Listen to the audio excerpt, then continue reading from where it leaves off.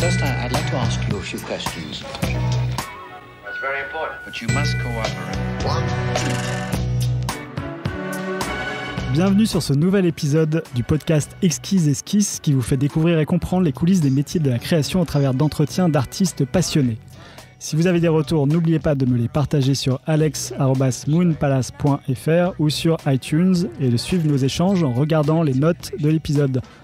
Aujourd'hui, j'accueille Maëlys Valade, qui est animatrice et storyboardeuse. Bonjour. Salut Maëlys, comment ça va ? Eh bien, ça va très bien. Merci de m'accueillir. Merci à toi d'être venu.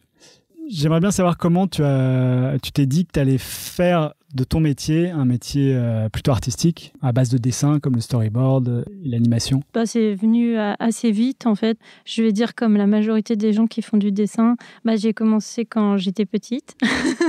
Et non, en fait, je faisais beaucoup d'effets spéciaux avec mon père. Quand j'étais jeune, on adorait faire des animatroniques. En fait, mon père, il aimait bien... ça va peut-être paraître dégoûtant pour certaines personnes, mais aller faire les poubelles pour récupérer des vieux magnétoscopes et des trucs comme ça, pour récupérer les moteurs et différents éléments qu'il pouvait y avoir en électronique. Et on recomposait, on fabriquait des automates et des... on pourrait dire des animatroniques aussi, parce qu'on a reproduit des dinosaures en carton, en gigantesque, des trucs comme ça, complètement motorisés, etc.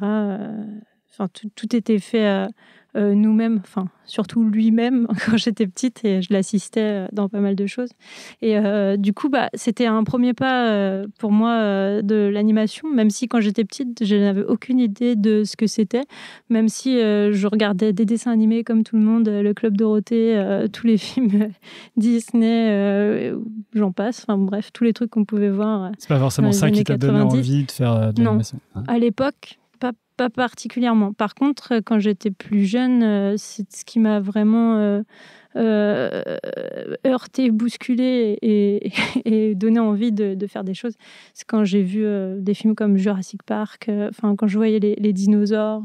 Qui correspondaient aux animatroniques que tu faisais. C'est ça, c'était... Il y a toujours eu un truc dans le réalisme des éléments et...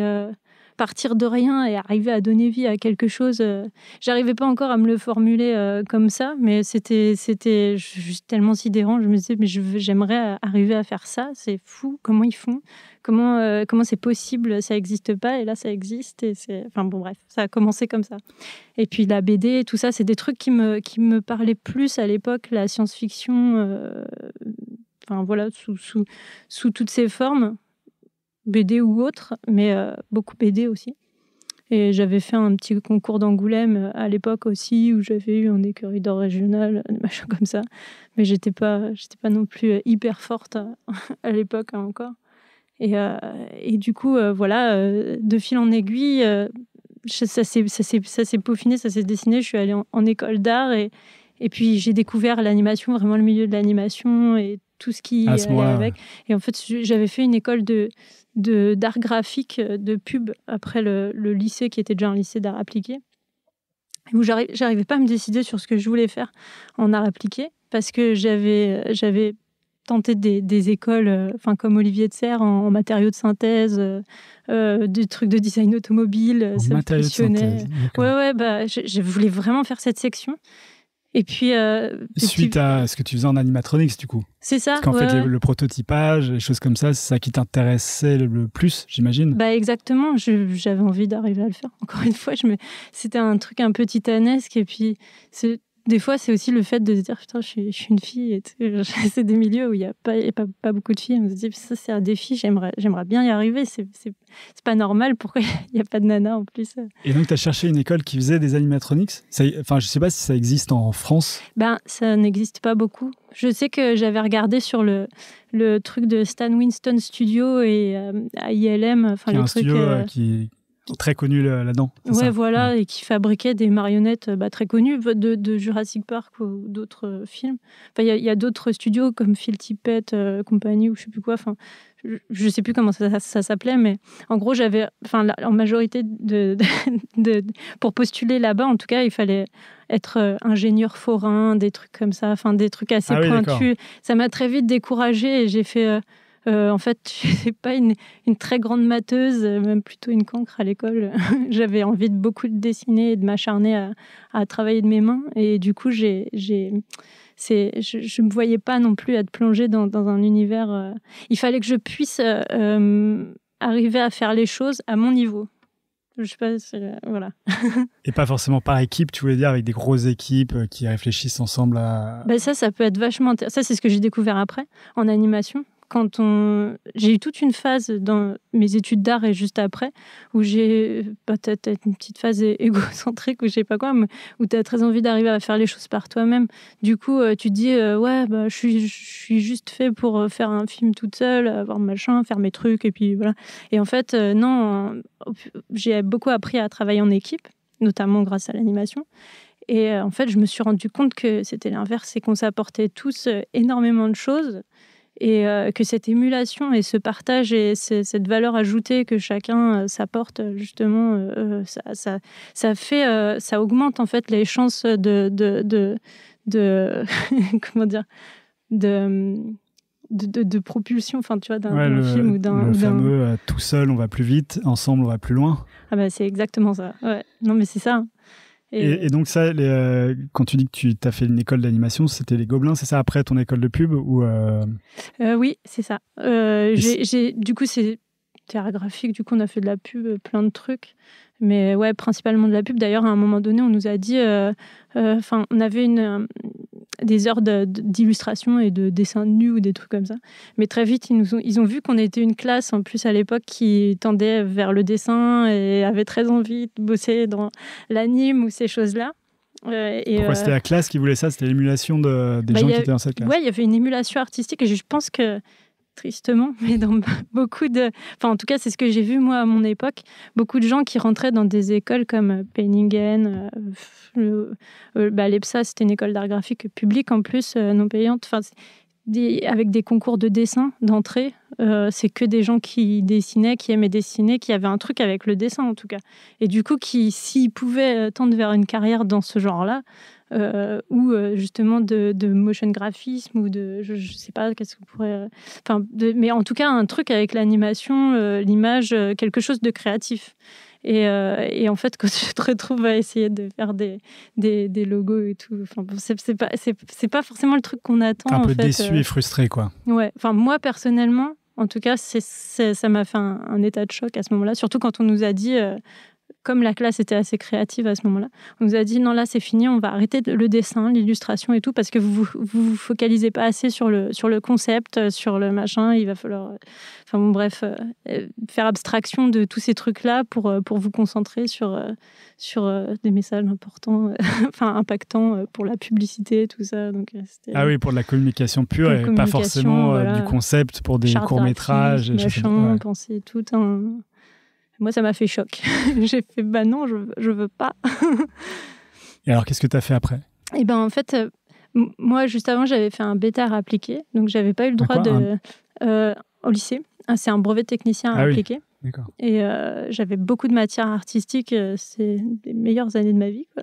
Parce qu'il y avait des cours d'anatomie. On avait 8 heures par semaine. On avait des cours de céramique 5 heures par semaine. Tapisserie, machin. Vraiment beaucoup de matières artistiques différentes, beaucoup de perspectives aussi, d'architecture. Et on est devenu vite assez pointu dans pas mal de trucs. Et on pouvait, à la fin de ce cursus, se diriger vers souvent des DMA ou des BTS qui continuaient dans ces branches assez naturellement. C'est pour ça que j'ai tenté plein d'écoles, en fait. Mais les Gobelins et l'animation, du coup, c'était le truc de dessin parfait, tout le monde se dit de toute façon avant d'entrer dans cette école, si je veux faire des films, de l'animation, du dessin, de la BD ou quoi, ok, c'est l'école où il faut aller. À l'époque, c'était comme ça en tout cas. Il y avait peut-être moins d'écoles. Il y avait des écoles purement illustration comme Émile Cole, des choses comme ça, mais qui formaient pas forcément à l'animation. C'est ça. Moi, en plus, c'est Émile Cole, je ne pouvais pas me le permettre parce que c'est une école privée très chère. Ouais. Moi, je viens d'un milieu qui ne gagne pas grand-chose. Du coup, rien que les 1500 € que j'avais à payer à l'époque pour les Gobelins, c'était le bout du monde. Alors, je ne sais pas comment ils font maintenant. Mais Et tu t'es préparé longtemps pour les Gobelins ou c'est venu naturellement ça a été la panique. Parce qu'en fait, du coup, pour pouvoir entrer au Gobelin, on m'a dit que comme j'avais pas le droit de passer le concours, j'avais même pas le droit d'essayer parce que j'avais fait un BTR appliqué et que j'avais pas l'intitulé bac, même si c'était niveau bac. Avant, ils laissaient passer les BT, mais moi, je suis arrivée une année où c'était fini. Donc, ils ont dit, il faut que vous validiez un diplôme supérieur. Donc, j'ai dit, bon, bah, en attendant, je vais faire n'importe quel truc. Mais c'est là que j'ai cherché dans tous les sens, matériaux de synthèse, voilà, tout ça. Ah oui. Et du coup, je ne savais pas sur quoi me poser. J'avais fait tester Estienne en illustration aussi, des trucs comme ça. Et puis, t'as testé d'y rentrer ou c'est ça, ouais. Les arts déco, plein de choses, ça me parlait pas mal. Et il y a beaucoup de concours sur lesquels j'ai été prise, où j'ai pas du tout été au bout des cursus et tout, des étapes, on va dire, de concours, parce que ça me parlait pas forcément. Donc, j'ai attendu de voir, et puis l'EPSA, c'était encore une fois une école publique et d'art graphique, etc. Je me suis dit, bon, bah, c'est parfait, je vais faire ça en attendant, et puis ça ira, ça correspond à peu près à ce que je recherche. Donc ton but, c'était les Gobelins et tu as dû faire l'EPSA pour pouvoir postuler aux Gobelins. Voilà. Et donc, j'ai préparé pendant les 3 ans de cursus de l'EPSA, j'ai fait du dessin à côté de mes cours, des trucs. J'allais au jardin des plantes, j'en sais rien, je faisais plein de choses pour faire des croquis dans tous les sens. Et puis j'ai constitué mon dossier principalement sur ma dernière année et en même temps je passais mon diplôme à l'EPSA. Du coup c'était très compliqué parce que j'avais l'impression que c'était la première fois que je pouvais passer le concours des Gobelins. Et en même temps, il fallait que j'ai mon diplôme. Parce que si je validais pas mon diplôme, même si j'avais le concours des Gobelins, je ne pourrais pas y aller, quoi. Donc j'ai dû goupiller un peu tout ça d'un coup. C'était un peu hard. Voilà. Mais ça a été. Ouais. Donc tu l'as réussi du premier coup. Oui, c'est ça. Ouais. Bah, c'est pas mal. C'était intense, mais t'as eu les deux, c'est parfait. Et qu'est-ce que tu en as retenu des Gobelins ? Eh ben, que c'est une grande école de réputation déjà. On est beaucoup suivi, on est beaucoup porté aussi par l'aura qu'elle possède. On a eu des très bons intervenants. On a eu l'occasion d'y faire des films, de pouvoir un peu prouver ce qu'on pouvait. Voilà. Okay. faire le max. Tu as trouvé ce que tu cherchais. Voilà, j'y ai trouvé ce que je cherchais et en même temps j'aurais voulu. J'ai eu des petites frustrations sur d'autres points, sur le côté expérimental et sur le côté faire soi-même certains trucs. Voilà, tout n'était pas parfait, mais en tout cas ça a été une école qui forcément me permet d'avoir un super boulot et tout ce qui s'ensuit. Donc parlons de ton travail du coup après. Il est lié directement aux gens que tu as rencontrés au Gobelin ou est-ce que tu as dû faire des recherches longues et fastidieuses avant de trouver ton travail de rêve ? Non, en fait, c'est venu assez vite parce qu'on a déjà eu la chance d'obtenir le Grand Prix d'Annecy pour notre film de fin d'études. On a eu le Cristal de film étudiant. Je ne sais pas si on dit comme ça, mais ouais. Et du coup, on a été... Quand on est étudiant des Gobelins, on se fait remarquer. Comme je disais, elle a une aura, cette école. Et du coup... Oui, bien sûr. Ouais. Après, tu si en plus tu fais un film qui fonctionne, après, on te dit « Ah, salut !» Et ce court-métrage, c'était lequel ? C'était The Lighthouse Keeper. Et voilà, du coup, j'ai... Au fur et à mesure de mon cursus aussi, comme on fait des stages, qu'on connaît les promotions supérieures, en année, et on échange beaucoup. Ça devient très vite une petite famille. Et du coup, moi, on m'a très vite appelé sur tel ou tel projet pour faire des choses. Au début, c'est toujours un petit peu chaotique. Quand on sort d'école, déjà, on accuse le coup des études et puis du film de fin d'études qui est très épuisant. Moi, je sais que j'ai eu une petite zone morte après, mais j'en ai eu besoin. Ça s'appelle des vacances. Mais j'arrivais pas vraiment à me reposer, Ouais. ces espèces de sueurs et de trucs. Et après, ça va. Depuis que tu es sorti des Gobelins, tu as fait d'autres formations parce que j'ai vu qu'il y avait des films de la Poudrière. Alors non, j'étais intervenante là-bas. J'ai aidé Reza Riahi surtout, puis un ami et collègue à moi qui lui est rentré à la Poudrière peu de temps après que je sois sortie des Gobelins, si je dis pas de bêtises, je sais plus trop quand. Mais voilà, je l'ai aidé sur ses films. Que tu connaissais d'avant alors? Des Gobelins ou... Ouais, que j'ai connu en même temps que j'étais aux Gobelins, c'est ça, à peu près. Et depuis, on a une collaboration, enfin, on se consulte mutuellement sur les projets. J'ai un lien particulier avec les personnes de la Poudrière parce qu'on a des profils ou des sensibilités assez communes sur le côté scénaristique, sur la réalisation, etc. Ouais, c'est très axé réalisation et voilà. Concept, justement, puisque on en parlait, mais pas axé communication, là, pour le coup. C'est ça, ouais. Et c'est quoi ton quotidien aujourd'hui? T'es intermittente, c'est ça? Oui, c'est ça. Je suis intermittente du spectacle. Là, actuellement, par exemple, je suis storyboardeuse sur un long métrage, Calamity Jane. Calamity, une enfance de Martha Jane Canary, pour dire le vrai titre, de Rémi Chaillet. Je travaille j'ai beaucoup de chance d'ailleurs pour ça, en collectif étroit avec Rémi et Liane Shaw, qui est aussi le directeur d'anime sur le film. Tu les as rencontrés comment d'ailleurs, par les différentes rencontres que tu as fait au fil des dernières années? Alors ouais, c'est vraiment des bouches à oreille à chaque fois. C'est horrible, hein, mais c'est beaucoup du copinage. Mais bouche à oreille, c'est pas exactement du copinage, c'est aussi du talent ça. Et du... C'est ça. Il faut arriver à l'admettre à chaque fois. Ah bon, c'est vrai. Ok. Et du coup, moi à l'époque, je travaillais sur Le Petit Prince en storyboard. Je venais de terminer. Et Mathieu, un ami à moi qui travaillait à Sacrebleu Productions, travaillait juste à côté de Rémi Chaillet.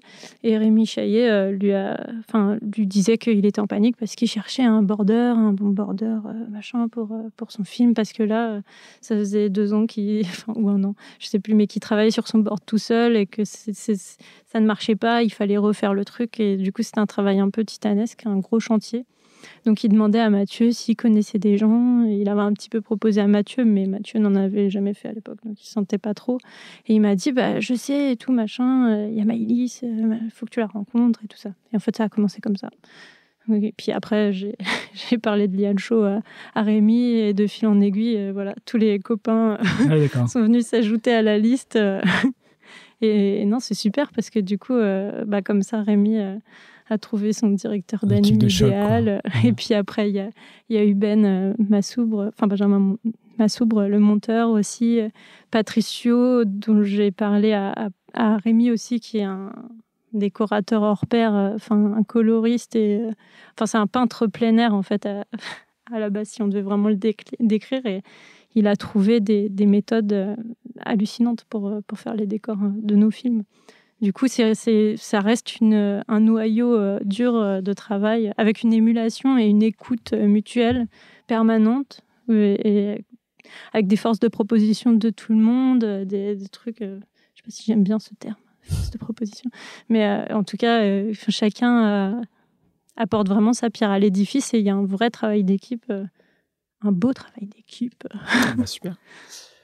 Avant de continuer, est-ce que tu as un artiste fondateur ou quelqu'un qui t'a vraiment inspiré, qui t'a fait dire voilà, je veux faire ce que cet homme ou cette femme fait?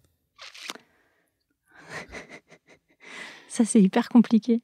Parce qu'en fait, je crois qu'on est bourré de plein de personnes au fil de notre vie. On se dit ça à chaque fois. Bien sûr. Et en plus, si je cite un truc, ça va être méga kitsch parce que ça remonte à mon enfance et que c'était pas du tout... Pourquoi pas? Mais il y a Frazetta, Boris Vallejo, des peintres hyper réalistes où quand je regarde maintenant, ça me fait mal aux yeux. Hyper réalistes, mais des peintres qui font des choses assez fantastiques. C'est ça, c'est toujours un peu dans l'espèce de SF. Giger, Moebius. C'est des gens que tu as essayé de copier? pour arriver à te forger ton propre style ou c'est juste des... Boris Vallejo, ouais, je tiens à préciser que j'étais petite, j'avais 8-9 ans. Mais t'as le droit, hein, je pense que tout le monde fait ça. J'essayais de faire des muscles et des filles à poil sur des dos de dragon. Voilà, ouais, non, j'ai fait tout ça. Et j'ai beaucoup été fascinée par la photographie en noir et blanc, des trucs qui n'ont rien à voir, en fait. Koudelka, Henri Cartier-Bresson, puis des grands cinéastes aussi. Enfin, très tôt, j'ai été fascinée par Kubrick. Mes camarades à l'époque connaissaient pas trop, du coup, parler de ça, c'était pas forcément des trucs. C'est plus tard, quand j'ai été dans le cinéma, etc., que je me suis rendu compte que c'était pas n'importe qui, que c'était plutôt important et tout. Mais quand j'étais plus petite, parce que j'étais vraiment petite à l'époque, mon père me montrait plein de films depuis toute jeune. Du coup, voilà, il y avait des trucs qui ressortaient plus que d'autres. Voilà. Très bien.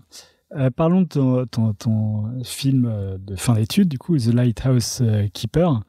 Comment ça se passe de travailler en équipe comme ça? Toi, tu avais quel rôle sur ce court-métrage qu'on peut voir en ligne? Ouais. Pour ça, plus facile à regarder. Eh ben, travail d'équipe comme ça, c'était compliqué parce que du coup, compliqué. Non, ça s'était quand même bien passé sur une majorité de la production, c'était pas une production, c'était à l'école. mais oui, du coup, on était tous à égal en tant que réalisateur dessus et effectivement, voilà, chacun devait trouver un peu sa place. Et j'ai toujours eu un petit peu un profil polyvalente à faire plusieurs choses. Et du coup, j'ai fait tous les décors du film à ce moment-là. Toutes les couleurs, les machins. Enfin, là, c'était une astuce en rétroéclairage, etc. Je faisais des prises de vue de mes décors pour les incruster au film. D'où la lumière qui sort du film. La lumière du phare, elle est assez naturelle. Donc, mais il y a une texture hyper particulière dans ce film, justement. Donc, ça vient de ça. Ça vient de ça, ouais. Et c'était compliqué aussi à travailler. Je ne sais pas si c'est la meilleure méthode qui soit, en tout cas pour être efficace, machin, mais en tout cas pour la beauté du résultat, moi, la prise de vue d'un dessin, le bidouillage entre différentes textures, etc., me conduit toujours à être fascinée, à avoir quelque chose de spontané, naturel, qui ne fait pas surtravailler ou voilà. Parce que c'était dessiné à la main, c'est sur des feuilles de papier. Eh ben, non. Non. Okay. Alors, à la base, je faisais, par exemple pour le décor, le dessin à la main au trait, comme n'importe qui dessinerait. Je le scannais. Sur Photoshop, je prenais plein de textures différentes, des trucs de rouille, de plein d'éléments de bois, ça peut même être d'autres trucs, mais en fait, voilà, je les calais au ressenti, mais dans le décor pour que ça corresponde à peu près à l'espace voulu et aux matières voulues dans l'espace. Et puis, une fois tout ça assemblé sur mon dessin et correspondant exactement aux formes que j'ai dessinées, je mettais une passe d'ombre, je modelais l'ombre en dessin dessus, au stylet. Et puis ensuite, je m'imprimais ça sur une feuille A4, parce que je crois que j'avais pas mieux à l'époque. Et puis là, prenais une espèce de petit banc de titre, en fait. C'est une plaque de verre. Je mettais une lampe en dessous et j'avais mon appareil photo au-dessus.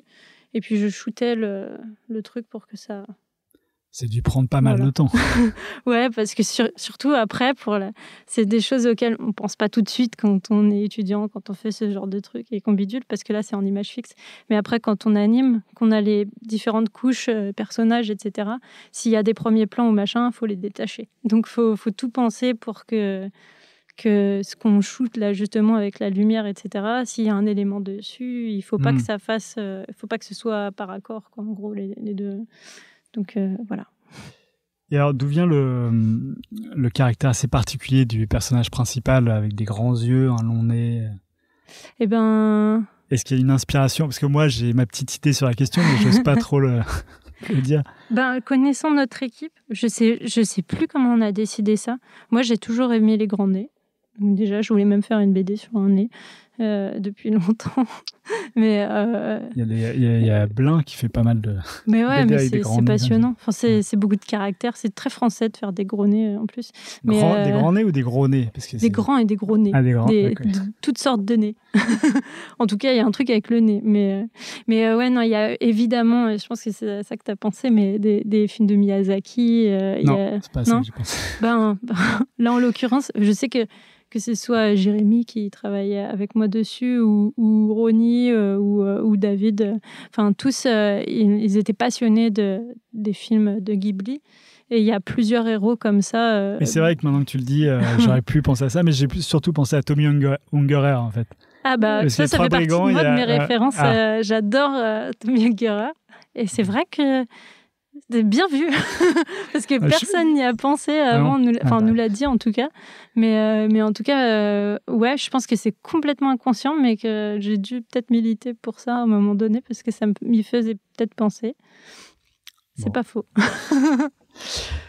Et après, tu as fait un film pour Annecy, parce que je crois que c'est une tradition que les élèves des Gobelins fassent des introductions pour Annecy. Des génériques, ouais. Qui est complètement différent. Là, un style. Alors, je sais pas quel était ton rôle, c'était aussi co-réalisatrice. Oui, on est tous. Là, c'était en 2e année. Lighthouse Keeper, c'était la fin, c'était la dernière année. Mais le générique. Oui,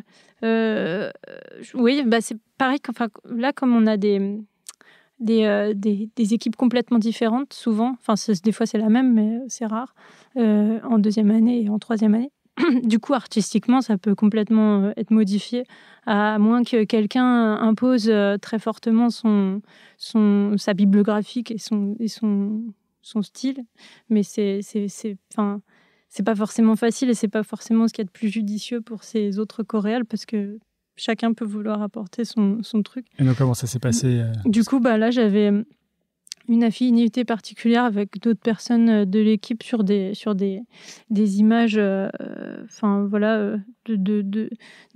cultures différentes, et principalement l'Inde. Et là, cette année-là, en plus, c'était l'Inde à l'honneur. Donc voilà, il fallait mettre ça en avant. On s'est dit, on pouvait, je crois, respecter ou ne pas respecter le thème, mais nous, on avait choisi d'y aller. Et puis, espèce de divinité, Garuda, tout ça, c'était des trucs qui nous avaient pas mal émerveillés, parce qu'il y a tout un truc avec le rapport entre le ciel et la terre, cet oiseau qui fait le lien entre les deux, l'acheminement d'un personnage qui dans un monde complètement onirique, qui grandit en fait dans ce truc jusqu'à prendre son envol, ou pas. Au début, il devait tomber, on ne devait pas savoir s'il volait. Mais voilà, c'était... Et puis tous les choix graphiques, moi je sais pas, c'est venu assez naturellement. J'avais commencé à faire des color keys, je sais pas comment on peut... C'était pas vraiment des color keys, je faisais des petites aquarelles. C'est des idées de couleurs, c'est ça? C'est ça, ouais, des petites ébauches d'ambiance et tout. J'avais fait ça en aquarelle. Et puis, ça avait pas mal plu aux membres de l'équipe. Ça tournait autour des rosés, machin, avec des trucs assez géométriques, etc. J'étais pas mal passionnée des chairs. Et je sais que dans l'équipe, c'était un peu pareil. Il y avait ces délires-là. Et on avait très envie de faire un film pop-up, un petit peu un truc qui se déploie... assez géométrique avec des jolies couleurs. Et voilà. Mais là, pour le coup, ça m'a fait penser au film de Pixar, Coco, où je pense qu'ils se sont inspirés de votre film. Ah bon? Parce que la divinité, elle est hyper colorée avec tout ça. Mais bon, ça, je l'ai pas vu jusqu'au bout d'ailleurs. Ah bon? Non. T'es sorti du cinéma? Enfin, tu non, il faut pas le dire, c'est en stream. Tu as travaillé aussi sur des films comme Adama, Ernest et Célestine et Tout en haut du monde, du coup, dont on a déjà parlé. Là, tu travaillais en tant qu'animatrice. Je crois, en tout cas, sur Ernest et Célestine, ouais. Et justement, l'animation d'Ernest et Célestine. Moi, j'ai adoré Ernest et Célestine, presque autant que Tout en haut du monde. Mais... et je trouvais que l'animation était hyper fluide, hyper dynamique, hyper joyeuse. Enfin, il y avait tout ça retranscrivait tout ce qu'on pouvait voir sur les livres d'Ernest et Célestine. Et comment on arrive à avoir autant de fluidité, Est-ce que c'est des coûts de production ou est-ce que c'est assez... Alors déjà, c'est des coûts de production. Oui, ça faut vraiment le préciser parce que faut le préciser parce que on déploie plus ou moins de frames en fonction de frames. C'est des pauses d'animation. Donc suivant. Enfin, parce qu'en plus c'est à l'aquarelle, donc c'est hyper. Je sais pas, c'est pas l'aquarelle. C'est pas animé à l'aquarelle. Ça donne l'impression parce qu'il y a un filtre After Effects, mais il y a des. Mais c'est comme c'est du trait discontinu. Et que c'est des aplats de couleurs un peu traités en taches à l'intérieur, etc. On y a intégré après enfin pas moi, les équipes d'effets spéciaux, de FX, de compositing, on dit d'ailleurs. Ils ont intégré des matières après qui font, une résonance plastique, un truc.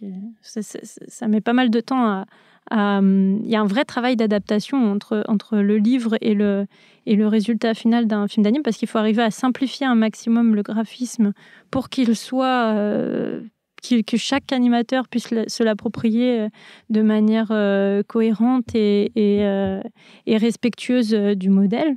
Donc, il faut que chaque personne arrive à... Voilà. Et en même temps que ce soit proche des designs d'origine et tout. Donc, ça a quand même été pas mal modifié au niveau du design principal.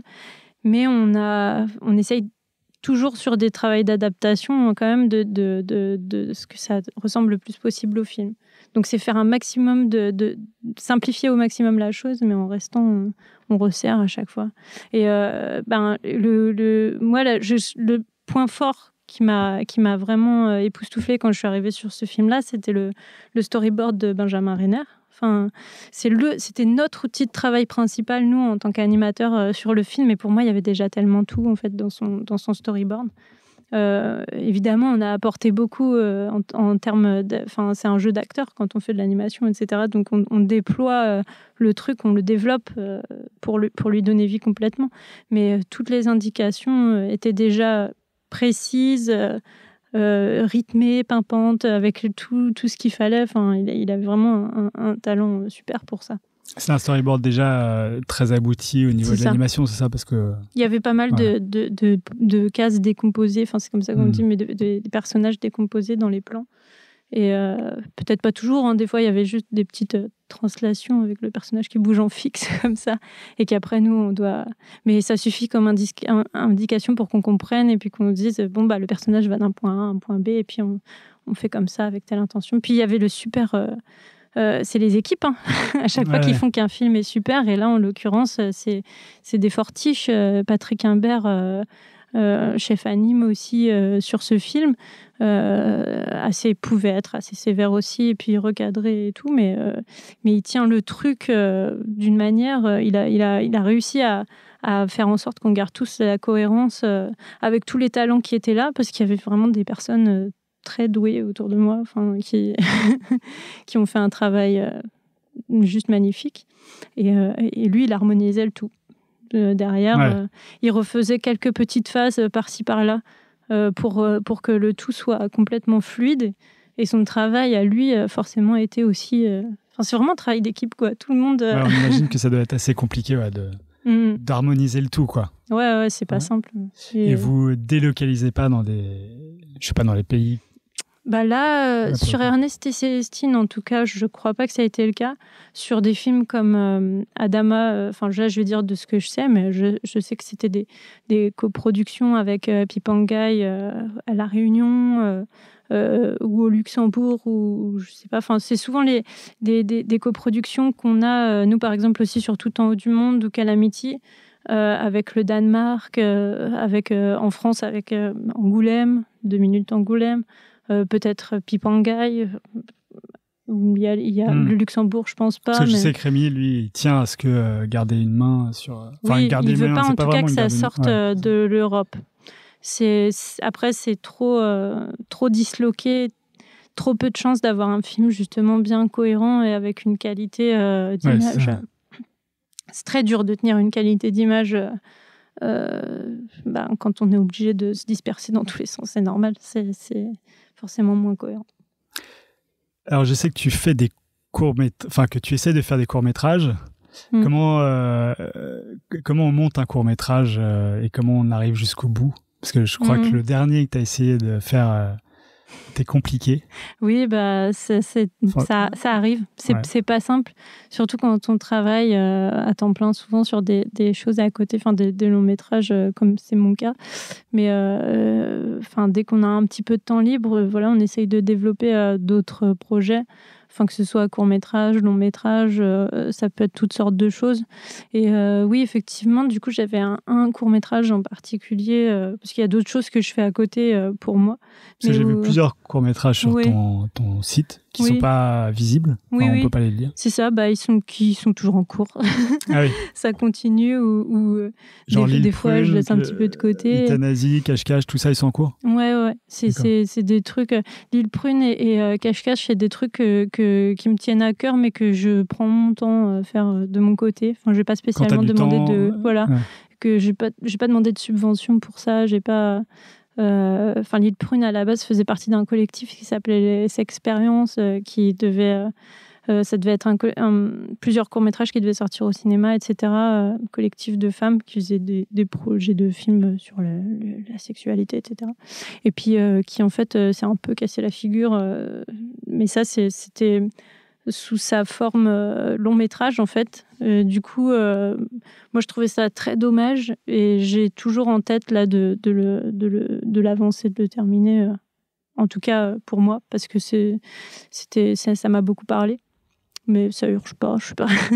Mais en tout cas, ouais, pour Euthanasie, là, c'était autre chose parce que quand on veut faire un court-métrage dans de bonnes conditions, on essaye d'avoir des subventions, des aides pour pouvoir le faire, pour pouvoir payer quelqu'un pour nous aider au son, par exemple, payer un ami qui peut venir nous aider à travailler sur le film. Les subventions ne te servent pas à te payer toi, elles servent surtout à t'aider. Peuvent m'aider à me payer moi, parce que dans le sens où j'ai quand même des heures de travail et tout dessus, donc ça peut...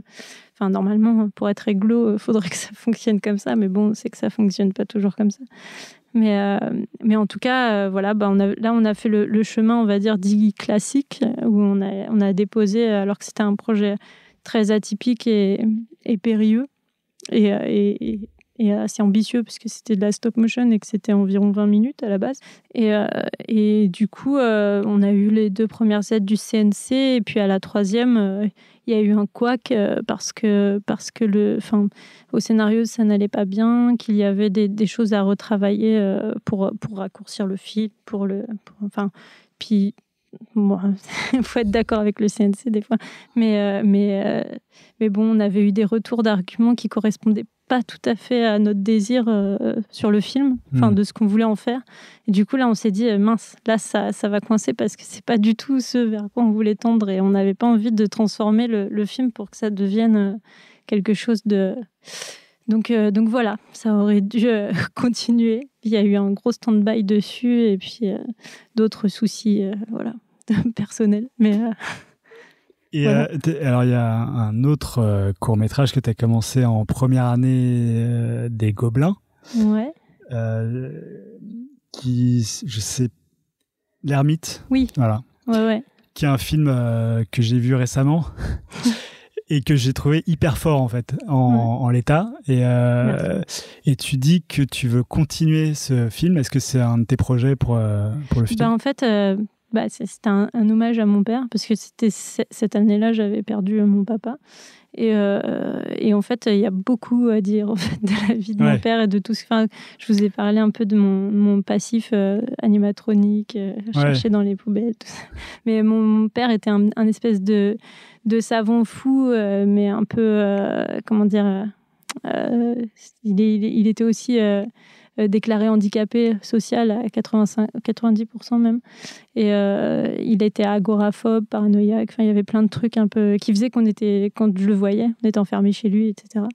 Et il vivait dans son art, il vivait dans son univers, et il m'a transmis beaucoup de choses à ce niveau-là. Et il y a un roman à faire dessus, mais voilà, un jour j'aimerais vraiment arriver. J'avais une idée de film en stop-mo d'ailleurs. Je choisis à stop mo parce que c'est complètement en relation avec ce qu'on faisait à l'époque. Et je sais que ça l'aurait passionné plus que tout. Je pense que s'il avait été sur un plateau avec moi en train de bouger les petits trucs, il aurait été comme un fou. Et voilà. Ouais, parce que l'Ermite, en fait, ça parle surtout, c'est comme un au revoir à ton père, j'ai l'impression, où tu l'imagines de l'autre côté et il te voit de son côté te voir toi. Et du coup, ce que tu as envie de faire comme film, c'est pas la continuité de ce court-métrage, mais plutôt un truc plus long sur la question, quoi. Ouais, autre chose. Ouais. Ça peut s'inscrire dans le même genre pas d'onirisme, mais parce que c'est un peu sombre quand même. C'est un peu sombre. Dans la même touche, ça pourrait être comme ça, mais j'avais eu d'autres idées. Enfin, j'avais eu 2 autres idées assez précises là-dessus, mais il fallait le temps de digérer un peu que les années, le côté artistique, c'est peaufine. Moi, je vais parler de la question du style, parce que sur l'ermite, justement, c'est assez noir, assez sombre, l'animation est pas fluide, justement, contrairement à Ernest et Cécile. Travailler sur les timbres poste. Ah oui, en plus, c'est en tout petit. C'était du 7 cm sur 5, un truc comme ça. C'était en tout petit. En fait, on avait un exercice d'animation limité avec Serge Elissalde à l'époque, à l'école. Et c'était en une semaine, on devait faire 2 minutes de film. Enfin, le truc, on se dirait, waouh, c'est titanesque, parce que pour prendre 2 minutes, en général, il nous faut 6 mois. Et c'est ce qu'on a fait pour le générique d'Annecy, d'ailleurs. Mais là, du coup, il faut faire très vite. Et c'est un exercice génial, parce qu'en fait, on s'aperçoit qu'on se concentre exclusivement sur notre ressenti, mais pas que. Enfin, on fait vite une ébauche de storyboard de ce vers quoi on va à l'essentiel, etc. Puis on pond quelque chose de spontané, et puis souvent il en ressort des choses très belles. Comme ce court-métrage, par exemple. C'est gentil. Et alors, est-ce que c'est important de trouver un style à soi? Parce que le sien, il change assez d'un court-métrage à l'autre. Enfin, pas d'ailleurs, on retrouve toujours des traces à chaque fois, mais là c'était en noir et blanc au crayon, après t'es passé à la couleur avec des aplats, même sur tes illustrations à toi. Ouais. C'est ce qui est très compliqué chez moi, et que je me prends souvent des critiques entre guillemets par rapport à ça. Des critiques de qui?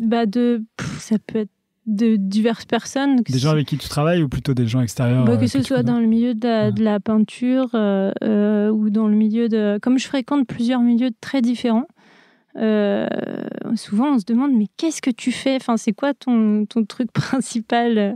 Je dis, non, mais en fait je fais plein de choses et je m'ennuie très vite si je fais qu'un seul truc. Et en fait moi, c'est ce qui fait que je suis moi et que je fais ce que je fais, c'est que j'ai plusieurs manières de m'exprimer. Et en fait, j'aime beaucoup, je n'aime pas m'imposer un style. Je trouve que ça me restreint énormément dans ce que je fais. J'aime énormément trouver un style approprié à une intention, à un projet. Je trouve qu'il y a une essence à chaque projet, à chaque contexte. Et je trouve qu'il y a un truc à trouver. Je trouverais ça dommage de répercuter, d'avoir toujours la même imagerie. Voilà. T'as pas peur qu'on reconnaisse pas ton film à toi parmi... je sais pas si tu fais 10 films... Ouais. T'as pas peur que si les 10 films soient différents, on reconnaisse pas ta patte? Non, au contraire, ça m'amuserait. Je me dirais... en fait, en général, on peut me faire des critiques sur le graphisme, mais en général, ce qu'on me dit, les personnes avec qui j'ai bossé là, en long métrage, etc., je suis très reconnaissable au niveau de la mise en scène. On arrive à reconnaître vraiment la patte dans le découpage et dans la composition de mes images, il paraît. Carrément. Donc, voilà, on m'utilise souvent pour ça aussi. Je suis un outil sympa pour ça. J'essaierai d'y prêter attention la prochaine fois que je verrai un film. Je me dirai, tiens. Peut-être. Est-ce que tu as eu des échecs et comment tu les gères? On a tous des échecs pour se construire. Mais non, des échecs, le plus dur dernièrement, ça a été le projet d'Itanésie. J'estime pas que ce soit un échec, parce qu'en fait, on devait déposer une dernière aide et on avait complètement nos chances, etc. Le problème, c'est les travails de collaboration, les personnes avec qui on bosse. Des fois, ça peut ne pas bien se passer. Ça peut poser des problèmes. Et voilà, ça fait partie des choses les plus compliquées à gérer, des fois, dans notre milieu, les trucs d'ego, etc. Et bon, j'essaye de travailler toujours dans de bonnes conditions pour que ce soit cool dans ce sens-là. Mais moi, particulièrement, des gros échecs, en tout cas, mon problème, c'est que peut-être j'essaye de les éviter à chaque fois. Du coup, j'ai pas eu encore de grosses catas. Non, j'ai plutôt de la chance, je pense. Après, tu t'en aperçois pas forcément et tu arrives à rebondir naturellement. Ouais. Moi, j'essaye d'y repenser, là, mais je... Alors, tes inspirations, on a vu que il y en a une qui était assez forte, qui était ton père, puisque tu as fait l'ermite, etc. Et à mon avis, qui doit être un terreau pour ta créativité dans ta vie. Est-ce que tu remarques d'autres inspirations et est-ce que tu as des problèmes avec la page blanche? Je crois qu'on a tous un problème avec la page blanche en créativité. Moi, peut-être, je dois faire partie de ceux qui ont le plus de problèmes avec ça. Ah bon? Je procrastine beaucoup. C'est le fameux terme de notre milieu aussi. Mais en plus, quand on travaille dans l'animation, comme ça demande beaucoup de recul avant de sauter, du coup, j'ai tendance à reculer beaucoup. Et des fois, je peux sauter assez loin après, mais ça peut prendre du temps. Faut accepter que ça prenne du temps, quoi. Là, on parle de la construction de tes courts-métrages. D'accord. Et du coup, tu écris les scénarios, tu fais le storyboard ou tu procrastines le scénario? Écrire le scénario, moi, je le fais mis à l'écrit, mis à l'image. Je travaille pas mal au ressenti sur pas mal de choses. J'écris d'ailleurs aussi à côté, mais sur des trucs qui n'ont rien à voir avec court-métrage, etc. Et, tu vas voir avec quoi? Des livres, des notes? L'écrit, des petits... Les choses que tu as envie de publier un jour ou pas du tout? Ouais, oui, non. Enfin, j'en sais rien. En fait, je verrai plus tard. J'y pense pas trop, mais T'as envie de sortir des livres? Ou je sais, que ce soit pour enfants, que ce soit des livres illustrés. Ouais, faut pouvoir se sentir légitime. Parce que je sais que tu fais plein d'autres choses. Tu fais plein d'autres choses à côté. Parce que sur ton site, tu te déclares plasticienne. Ouais. En fait, c'est pour regrouper, parce que je peux pas décrire en fait tous les trucs que je fais. Et au moins, c'est un mot poubelle. Je fous tout dedans. Mais j'en ai vu d'autres dans la com, il s'appelle visual designer. Un truc qui veut rien dire. C'est très vaste, voilà. Donc comme quoi. Mais non, c'est du moment que je peux continuer à m'exprimer sur différents médiums quand j'ai besoin de le faire. Et sinon, j'aime énormément le boulot en équipe. Alors pour le moment, ça me convient. Et puis, je commence à avoir des projets un peu de long métrage, etc. aussi dans les pattes. Du coup, j'y réfléchis. Voilà. Et t'imagines monter un long métrage? Parce que pour l'instant, tu essaies de montrer court métrage. Ouais.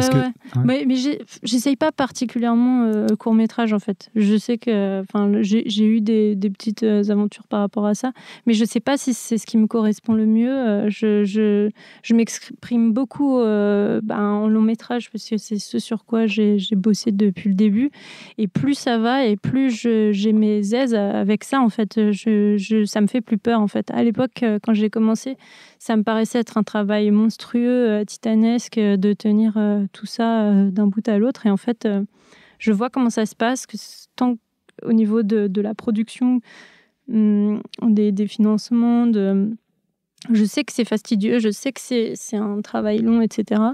Mais sur la partie artistique, sur les équipes, sur tout ça, j'ai un recul plus important aujourd'hui et ça me fait plus peur en tout cas. Je commence à y penser. Après, le long métrage, court métrage, c'est plus des outils pour véhiculer une idée. C'est ça. Ouais. Ça correspond aussi des fois à un moment donné, et puis des fois on peut ne plus le sentir. Ça dépend. Tu peux attaquer un court métrage et puis finalement te dire ça serait mieux en long parce que je pourrais pas faire tenir tout ce que j'ai envie de dire. Puis quand on pense en long métrage, là justement, ça fait partie de mon expérience que j'ai maintenant, mais penser à des espaces restreints, pas trop de personnages, des choses qui à l'image vont pas être trop coûteuses, parce que tout ça, faut en prendre compte. En fait, ça fait partie du même s'il faut pas non plus trop se restreindre pour nos histoires, etc. Ça fait partie de la faisabilité des films. Du coup, c'est ta responsabilité en tant que storyboardeuse. Ouais. De faire en sorte qu'après l'animation, ce soit pas Complètement, la débandade. Parce que quand on se rend compte au final qu'on a 15 personnages par plan et puis, je sais pas, des animaux, des machins et tout, c'est très compliqué. Ça se budgète, tout ça. C'est des trucs, là, c'est plus 3 000 €, là, c'est plus 10 000, là, c'est plus... Ah, on est complètement hors budget, il y a 2 ans de plus de taf à faire. Non, on peut pas se permettre ça. Du coup, j'ai vraiment l'habitude maintenant, surtout sur les longs métrages français, à petit budget sur lesquels je travaille, notamment Un homme est mort, par exemple, on n'avait que 1,2 million, quelque chose comme ça. C'est vraiment rien pour faire un long métrage. Et là, on va à l'essentiel. Il faut montrer dans le plan des choses où il faut être malin dans la mise en scène, montrer peu de choses, montrer beaucoup de trucs fixes, des endroits qui bougent aux endroits où c'est le plus important. Donc voilà. Court-métrage qui est visible en ce moment, mais quand le podcast sera diffusé, il ne sera plus disponible sur Arte en replay. Jusqu'au 16 juillet. Et du coup, j'ai vu le film et effectivement, on voit que c'est pas la même production qu'Ernest et Célestine. Ah non, rien à voir. Et c'était un film qui était financé par Arte pour Arte, ou c'est un film qui était destiné à diffuser au cinéma? Je sais pas si... Non, c'était vraiment pour Arte à la base, mais le film a tellement bien marché à la sortie là en salle, etc. Enfin, en salle, j'allais dire en projection, des projections internes qu'il y a eu, que ce soit festival ou autre, que la question s'est posée. J'en ai parlé en tout cas avec les producteurs. Je pense pas que je puisse en dire davantage, mais en tout cas, il y a des sorties cinéma qui ont été prévues, il me semble, après ça. Et la sortie DVD à la rentrée prochaine, dans tous les cas. Mais oui. Mais à la base, c'était pas prévu comme ça. Comment est-ce que tu te vois quand tu auras 80 ans? Enfin, si tu regardes ta vie, qu'est-ce que tu aimerais y voir? Je sais pas. 90 si tu veux. 120. Oula. Pareil que l'homme qui vivra 1000 ans est déjà né. J'ai entendu ça. Je sais pas sur quelle planète il va être. Mais en tout cas, à cet âge-là, si j'ai encore toute ma tête... c'est pas tant comment tu seras à cet âge-là, mais comment est-ce que tu aimerais... Ma vie qui aura été... j'espère en tout cas que je me serais écoutée sur mes choix artistiques, que j'aurais été toujours en accord avec ce que je pense, même politiquement ou autre, que je me serais pas trahie sur mes engagements dans ma tête. Tu choisis tes films en fonction de ça, d'ailleurs? Beaucoup, ouais. Parce qu'on a parlé d'Un homme est mort, qui est un film quand même militant. Oui, ouais. Même si je crois qu'ils aiment pas trop le dire, mais quand même ça se voit. Moi, je peux le dire à leur place s'ils veulent. Ouais. Mais, donc tu choisis tes films en fonction de ça. On t'envoie le scénario ou je sais pas, et on te dit est-ce que tu as envie de travailler sur mon film? Ah oui, complètement. Ouais, ça se passe comme ça à chaque fois et je scrute, je vois, et ça peut être sous plein de formes différentes parce que là ça se voit direct que c'est quelque chose de militant, mais ça parle de manifestation, d'un homme tué en manifestation, etc. Et tout ce qui se passe avec les syndicats. Bref, ça se voit.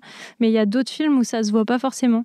Des films pour enfants, où il y a des messages très importants philosophiquement. Je parle pas de morale lourdingue, je parle vraiment de messages philosophiques qui amène les gosses à se poser des questions sur certains sujets. Ça fait partie des choses que j'aimerais véhiculer dans des longs métrages que j'espère faire dans le futur, mais pouvoir parler aux petits de choses graves comme la différence, je sais pas, beaucoup de choses, la violence sur les classes populaires, des choses qui peuvent passer par tellement de choses, montrées de tellement de manières différentes et qui peuvent complètement être montré sous le regard d'un enfant, au niveau d'un enfant en tout cas, et je sais qu'il y a des films. Moi, Le Petit Prince, par exemple, quand j'ai eu le scénario et que j'ai été sidérée par le message de ce film, c'était assez fou. Ils avaient repris le Petit Prince, qui est déjà une histoire assez magnifique et étrange aussi, et ils ils l'ont englobé par une autre histoire qui était beaucoup plus orwellienne. Et à l'époque, très poussée, dans ce sens. En tout cas, moi, quand je l'avais en scénario à l'époque, d'ailleurs, j'étais assez insatisfaite de l'aboutissement total du truc, même s'il y a des très jolies phases dans le film, en mise en scène et tout. Mais en tout cas, à l'écrit, je crois que c'était Irina qui s'appelait, je connais plus son nom, la scénariste, mais en tout cas, c'était assez sidérant. Je me suis dit, ce film-là, je veux le faire principalement pour ça, quoi. parce que ça décrit quelque chose du monde moderne. Ça fait une critique sur le côté de vouloir toujours tout épurer, tout machin. Pourquoi? Donc à 80 ans, t'aimerais quand même voir que t'as réalisé des films sur les sujets assez militants. Eh ben ouais. Ou en tout cas, même si j'ai pas réalisé de film, parce que je sais pas si j'espère que ça arrivera, mais en tout cas que j'ai travaillé sur des projets dans de bonnes conditions. Enfin, comme ça, je serai une vieille dame épanouie. Et ben voilà, enfin que ce soit en adéquation avec tout ce que je pensais. Voilà. Et est-ce que tu sais pourquoi t'as autant besoin de créer? Pourquoi t'as choisi ce métier? Est-ce que c'est pour que ton œuvre te survive? Est-ce que c'est parce que tu as envie de véhiculer des messages? Donc, on a une idée dans ce que tu viens de dire. Quand j'étais plus jeune et mégalo à l'école, ouais, ça devait être pour ça. T'as un moteur je dois prouver, je veux me montrer, je veux de la reconnaissance et je veux machin. Et puis en grandissant, plus du tout. Moi, j'ai plus trop ce truc-là, mais par contre, maintenant, la chose vitale qui me booste, c'est les messages qu'on peut faire passer à travers les films. C'est de travailler dans de bonnes conditions et d'avoir des super équipes, avec qui on s'entend bien, et de pouvoir faire des choses ensemble collectivement, ça portait un bien commun ensemble de créativité, voilà. Et puis faire à côté mes trucs à moi, à mon niveau, en étant le plus libre possible. Et ça, c'est vraiment le plus important. Je ne supporte pas d'avoir trop de contraintes. Quand tu travailles pour une équipe, tu as quand même beaucoup de contraintes. Ouais, mais je réfléchis pas de la même manière. Ah oui. Et là, je le pense, je mets mon ego complètement de côté. Je le fais pour le bien de tout le monde, pour qu'on avance, que le film se fasse et qu'il soit bien et que chacun, que les autres n'aient pas de frustration ou de choses. Je réfléchis vraiment comme ça quand je travaille en équipe sur un long métrage. Et quand je suis sur mes trucs, que ce soit peinture, sculpture ou illustration à côté, là, des fois même je suis très sévère avec moi, mais voilà, là, faut me laisser tranquille. Il faut pas essayer de me dire, là, tu vas faire comme ci ou comme ça. J'aime pas trop. Et si tu t'investis autant personnellement dans les projets en équipe, est-ce que tu arrives à avoir du temps pour toi? Est-ce que c'est pas prenant tout le temps? Alors, c'est prenant. Parce qu'on parle des horaires de travail dans l'animation qui sont assez costauds. Ouais. Toi, tu arrives à gérer ça? Je pense que c'est comme tout le monde dans notre milieu, c'est un peu de sacrifice, quoi. mais quand il y a des moments où je sens que j'ai vraiment besoin de créer, que j'en peux plus de bosser sur un truc, que j'ai donné trop de ma personne pour un projet, pour quelqu'un et pas pour moi, à ce moment-là, j'essaie de m'arranger pour faire une pause et pouvoir me retrouver un peu et le faire. Mais en général, quand même, si on peut trouver le temps, on aménage un peu en fonction des différents projets. Comme de toute façon, c'est assez limité en temps. Sur un long métrage, quand je bosse en storyboard, par exemple, ça dure 6 mois. Après, je peux arrêter un petit temps, 1-2 mois, et puis je travaille sur autre chose, un truc plus personnel. Et puis après, je reprends. Ouais, quand tu travailles sur un storyboard, tu as moins l'idée... tu trouves que tu crées moins que quand tu es... Si, on crée énormément en board. D'ailleurs, ce qui est épuisant, c'est que tu dois penser à tout en storyboard. Donc Parce que tu mets ta personne dans le storyboard aussi. Ouais, complètement. Tu fais de la mise en scène. Même là, sur le film sur lequel je travaille, des fois, on réécrit des choses. On a ce travail un petit peu de co-auteur. On booste pour avoir un maximum d'idées, pour en plus pouvoir sauver la situation quand on a des grosses impasses scénaristiques ou au montage dans l'animatique. Et là, il faut d'un coup pouvoir ressouder le tout et rendre le truc cohérent. On en parle beaucoup en équipe et tout. Et puis après, on pose les choses. Donc, ouais, non, c'est vraiment très créatif, le storyboard. Enfin, je sais qu'il y a plusieurs phases en développement, justement, sur les films. On a cet espace-là de... J'ai jamais été insatisfaite, en fait. C'est ça qui fait que j'ai moins... insatisfaite, pas de mon travail, hein, mais insatisfaite au niveau de la dépense d'énergie créative. Je rentrais chez moi à chaque fois et je me dis, oh là, j'ai réussi à penser à pas mal de choses aujourd'hui, c'est génial, j'ai réussi à mettre ça en place, ça va donner ça, et je sais qu'il va y avoir des vraies répercussions sur la suite du projet, on accouche vraiment de quelque chose aussi dans notre boulot, du coup, et je me dis pas le soir en rentrant chez moi, ah merde, là, j'avais envie de faire un truc pour moi et je suis frustrée parce que... Et en fait non, c'est pour ça qu'au fur et à mesure j'ai pas fait forcément trop de trucs à côté sur des grandes périodes parce que j'étais complètement satisfaite de faire ce que j'étais en train de faire, quoi. Du coup ça... Tu me donnes une idée de la question suivante qui est à propos de la réussite. Ouais. Du coup, j'aime pas ce mot. Pourquoi? Parce que la réussite, ça veut dire qu'on va forcément, je sais pas, empiéter sur quelqu'un d'autre. Je sais pas, il y a une connotation qui est une espèce de truc de carrière, de tout ça. C'est des choses qui m'ont fait beaucoup de mal, moi, depuis toute jeune. Parce que, ça fait partie de nous, surtout quand on est dans des écoles, des concours, des machins et tout. Toute ma vie, elle a été bercée par de la compétition. Et la réussite, ça incarne tous les sacrifices et tout ce qui est le fait de même devenir solitaire, de perdre des amitiés, d'avoir des machins. Enfin, je sais pas, tout un tas de choses qui font que ça me fait très peur. Et en fait, ça t'impose de faire tout le temps des projets, des plans sur la comète, sur plein de choses. Et je trouve que c'est ce qui peut bloquer le plus la créativité la plus pure, la plus spontanée, qui peut t'amener à faire des projets sincères, honnêtes, qui ont un vrai sens. Je sais pas, c'est mon point de vue, encore une fois. Hein, mais j'adore ta réponse, mais elle peut être, ça peut être une réussite tout à fait personnelle, sans penser au reste du monde.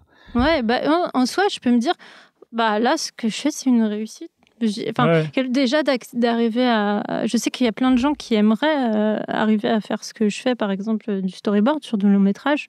Je sais que pour des amis, c'est le cas aussi, mettons en décor ou en couleur. Je sais qu'il y a plein de gens qui aimeraient... Moi, j'adorerais savoir ce que tu fais, savoir faire ce que tu fais. En tout cas, j'estime que c'est déjà une réussite en soi, s'il fallait mettre un mot dessus. Donc, c'est pour ça que je te disais, je suis satisfaite et tout de ça, c'est cool. Je suis pas frustrée. On arrive à la fin de cette émission. Et ma dernière question, c'est toujours, est-ce que tu as un film ou un livre, ou un objet culturel qui t'a marqué ces derniers temps? Oui, tiens, justement, là, je viens de terminer les livres d'Édouard Louis. C'est très politique. Enfin, c'est très politique. Tu connais ou pas? Non. Tu vois pas. C'est un jeune homme gay, Édouard Louis, qui a grandi un milieu très pauvre à la campagne, et il a fait un livre là, le dernier que j'ai lu, c'est Qui a tué mon père, et où il explique la défaite d'un corps, la détérioration d'un corps de personnes plutôt pauvres, etc., accuse le coup de l'histoire politique, en fait, de son pays, et en fait son père se fait broyer le dos dans son travail, etc., et il raconte comment c'est arrivé, qui sont les responsables finalement de ce qui est arrivé à son père, et comment... voilà. Je trouve que c'est très bien expliqué. C'est sa propre histoire accompagnée de l'histoire de son père, alors. C'est ça, voilà. Et lui, dans sa position, en plus, il parlait beaucoup de la masculinité à l'école, pour pouvoir s'affirmer en tant que personne et en tant que mec dans les milieux défavorisés.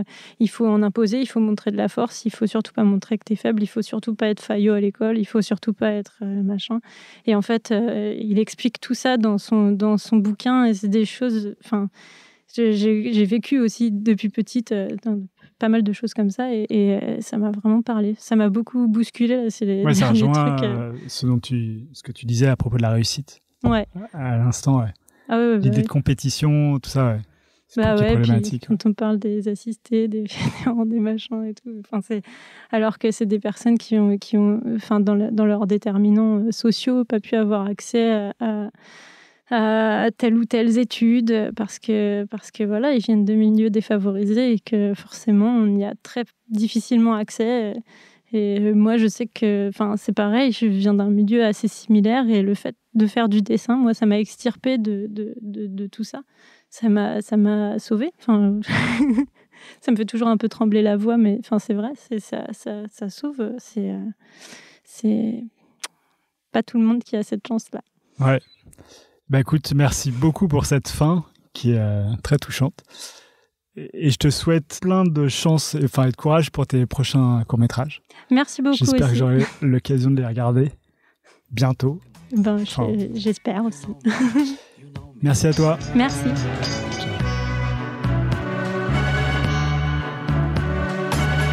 Voilà, c'est fini pour aujourd'hui. Si vous êtes arrivé jusque-là, c'est que l'épisode vous a sans doute plu. Alors n'hésitez pas à le partager, en parler, le commenter ou m'envoyer un mail sur alex@moonpalace.fr, ce qui m'aidera à poursuivre ces entretiens. Merci et à dans 2 semaines pour un nouvel épisode. Ciao.